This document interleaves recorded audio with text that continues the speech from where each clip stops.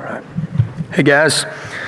Go ahead and get started here. Obviously, very, very exciting win for our program. I talked to the coaches even at the beginning of the week. This was a week in preparation when you know you're going against a very good Nebraska team that in terms of their staff and the way that they prepare, and they're coming off of a bye week, so you know they're looking at you for 2 weeks, and thought they had a great plan as they came out. Obviously, they did a lot of the things that they have done, some of the foundational things, but built a lot off of it, knowing that they were going to have, a backup quarterback and then a young quarterback coming in as the number two. Just thought that they did some really good things early on in the game against us. Really was one of those where you're like, hey, you're just going to have to rip and run and get to the ball and find ways to win in the end. And I thought we did that defensively. The thing for us was to be able to create takeaways in the right time, and then to be able to get off the field, obviously at the right time as well, was critical for us defensively. Start the second half to come out with a 3-and-out. Our offense responds and goes and scores from those things. All those things are huge positives. Probably the most disappointing thing for us was I just felt like 2 weeks in a row we have not come out and started the way that we need to defensively, and certainly frustrated by that with just the way that we go about our stuff. We're so locked in, we're so focused in our preparation, and then for whatever reason, just with a young group of guys, we've got to translate that to what we do in practice. To how we prepare, how we execute early on in a game, just in our base defense and simple communication things. So those are things that our players will learn from. The mistakes that they have made in the past, they have learned and corrected. So the nice thing is that, you hopefully you grow from the multiple looks that you saw these last 2 weeks, which were probably as multiple as I've seen 2 weeks in a row. So looking forward to moving on from that and continue to get better with our team, and nice to come away with 2 wins, obviously, from that as well. So if you look at Northwestern, this is a team that I've gone against them before when I was the defense coordinator at Eastern Illinois in 2015. Of course, their staff has been there offensively. I think it's the same staff outside of their offensive line coach, who is now the head coach at Eastern Illinois. They've been together for about 13, 14 years. They do a phenomenal job. They know exactly what they're doing. They know what they want to get to. They've got great answers. You watch them against Ohio State. They find ways, even when they're outmatched, to just create something, and obviously they didn't do a ton, in that game, but you see schematically when you look at the way that they give their players a chance to maximize their ability. I think that's probably the most impressive thing when you watch them week in and week out, when typically, they are outmatched sometimes when they're going against Iowas and Ohio States and some of the defenses that they've had to face in Wisconsin and so on and so forth. So I think we do have a strong challenge as a defensive staff and as coaches and players alike to adjust to the things that they do.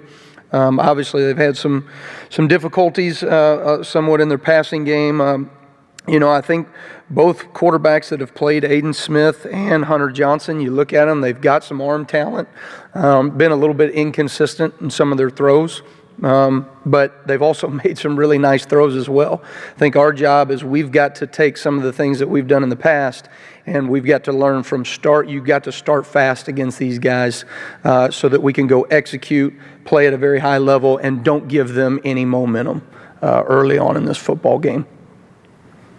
Questions? I guess, Kane, you kind of mentioned it to start there, but starting out flat defensively the last 2 games, I mean, I'm sure if you had the answer, you would have used it by now, but what is it that you've kind of honed in on as the problem, and how do you go about trying to fix it? Well, so I think there's kind of 2 sides to that. On one end, kind of a unique set of circumstances the last 2 weeks. So the first was, Maryland comes off of a Purdue loss where they had just used their quarterback. Their backup quarterback comes in. They do a couple of things on a short week that's a little bit different with number 3 with Pigrom. And then all of a sudden going into our week, they realized, hey, some of those things didn't work. So they kind of shifted to a totally different schematic offensively. You look at Nebraska, obviously they had struggled, in the previous 2 weeks before their bye week. They've got 2 weeks to prepare. They know that Martinez is not going to play, so they get everything ready for more of a running style. So part of it is some of the things that you prepare for the last 2 weeks, just teams have had to adjust, and so they've done some different things. With a young defense, that has been our biggest challenge is I can't rep it all, we can't show you everything, and they're going to obviously adjust and do some different things. So learning to adjust quicker on the fly. On a positive, they have adjusted as the game has gone on. And I thought Nebraska did a nice job of every series. They gave us a new wrinkle that we kept having to adjust throughout the game, but when our players saw it again and they came back to it in those later rounds, right, we ended up figuring it out. And that was really the difference in the game. The takeaways, the fourth down stop, the times that we did get off the field on third down, it was things that we saw, we recognized, and adjusted to. We just need to have recall as they gain more experience in their careers so that they go, okay, I saw this 3 weeks ago, Exactly, Tom. Kind of the converse to that 17 second half points the last 2 weeks. Obviously a few more yards than Maryland, but still kind of the same idea that from a points perspective, things really changed after halftime. What do you feel like you and your staff are getting accomplished at halftime, and how much better do you think maybe your players are at absorbing the necessary adjustments to be better in the second half? I do think that the communication on the sideline, the way that we are talking from up in the box to what's happening on the sideline, the charting, the things that we're doing, and then we're making certain adjustments in the first quarter and the second quarter, but then at halftime when we're able to kind of put it all together with our guys, settle them back in, I think our coaching staff has really done a phenomenal job in the last 2 weeks in terms of the way that we've had to adjust to the multiplicity of offense that we have seen. That being said, I think a lot of it on top of that is our players are just learning to play in big environments with pressure on them. You know what I mean? They all know what this win meant for us, and obviously you want to get to 6 so that you can get to 7 and all those types of things, but you go in front of 90,000. That's really the first time we've had to react in that type of environment. Obviously, Michigan State had a great environment, but there's something different about Nebraska when you walk out in that stadium and their crowd. Just credit to them in terms of the loud and all those things that they did a nice job. I think our guys just have to do a better job of adjusting, early in the game. Tom and Kevin. Can you talk a little bit further about that adjustment of what the guys are doing on the field? I mean, obviously you can prepare them a certain way and adjust on the sidelines a certain way, but a lot of that is just making their decisions on the field mid-play. Can you talk a little bit about how that's improved?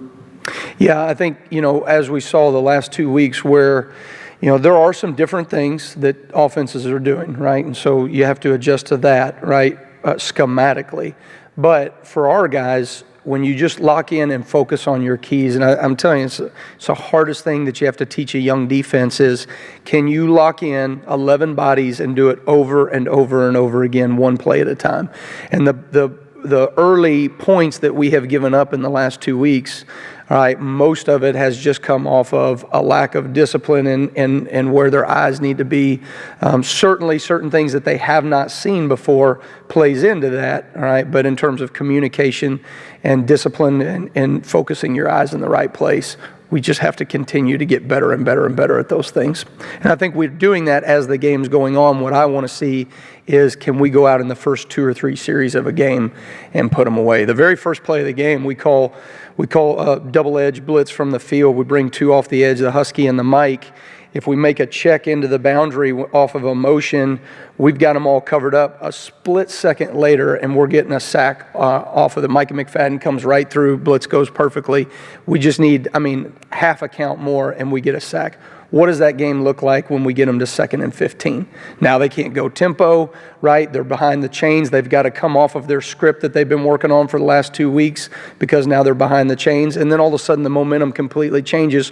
Our offense goes and scores. Those are the things, those momentum plays that we need to have early in the game that you saw when we took care of business against Rutgers early on, right? We stayed on them the entire game, and that's what we got to do a better job of moving forward. Kevin and Jeff. Yeah, how has Micah's development impacted the defense, and how has he grown kind of as a player and a leader during the course of the season? Micah McFadden? Yeah, so Micah McFadden is just a very special player. It's been fun to watch his development go from, like I said, a guy that, made plays when I'm not sure he knew what the call was a year ago to now, he understands how to run the defense. He knows he's starting to anticipate things better. Continue to got to work on some of his footwork and technique. He makes so many plays, but there's other plays that he leaves out there on the field because I think he doesn't realize how fast he is sometimes. You know what I mean? It's almost that Fred Flintstone where his feet go up underneath him. He's just got to settle in, right? Know that you're one of the fastest dudes on the field. You got plenty of time to go make a play. Let's settle our feet and then drive to the football. But sky's the limit for Micah McFadden. He has become a better and better football player every single week, and his production and the way he plays is just off the charts.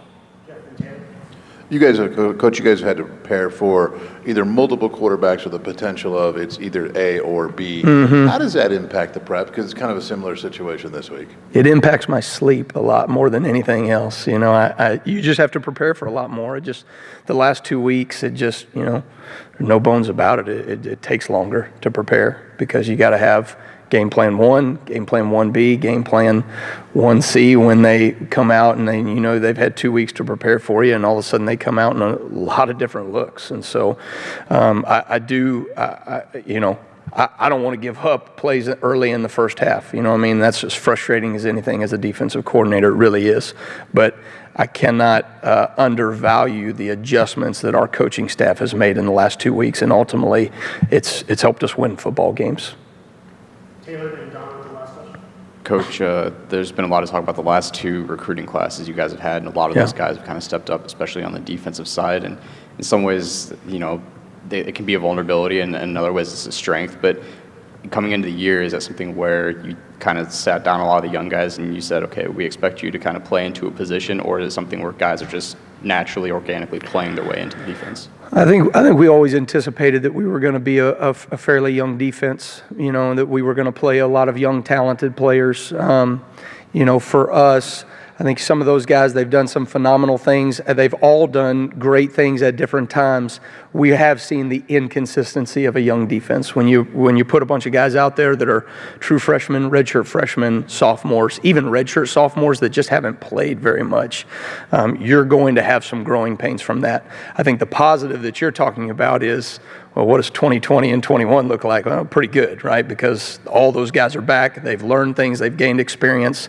Obviously, it makes a coordinator's job easier when you don't feel like you have to put them in the right call every single play because they're just going to fix it, right? Because they've seen it, they've had the experience, they recognize it. Right now, we don't have much of that goes on in the field, and so we got to make sure we're putting them in the right situations as much as we can, as often as we can, until they start to gain that base knowledge of defensive understanding. Kane, can you talk a little bit about the defensive line and your evaluation of them? Because going into the season, they were a little bit of a question mark. Mm-hmm. Where are they at now? Are they anywhere close to the level you think they should be playing? Yeah, it's a good question. I think they have. I think probably the biggest positive from us was what we felt like we may be a little bit deficient in the interior defensive line, certainly in terms of numbers. Now, you got Jerome Johnson, who has been a solid force for us inside.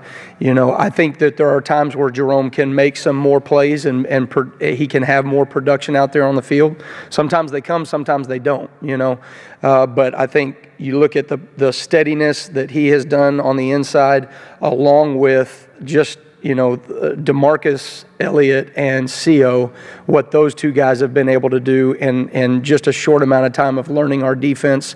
Neither one of those guys were here in the springtime. They didn't get any of those reps. The adjustment that they've had, that's probably been one of the biggest upsides to our defense in terms of personnel, probably the biggest upside going into where we thought we were in fall camp.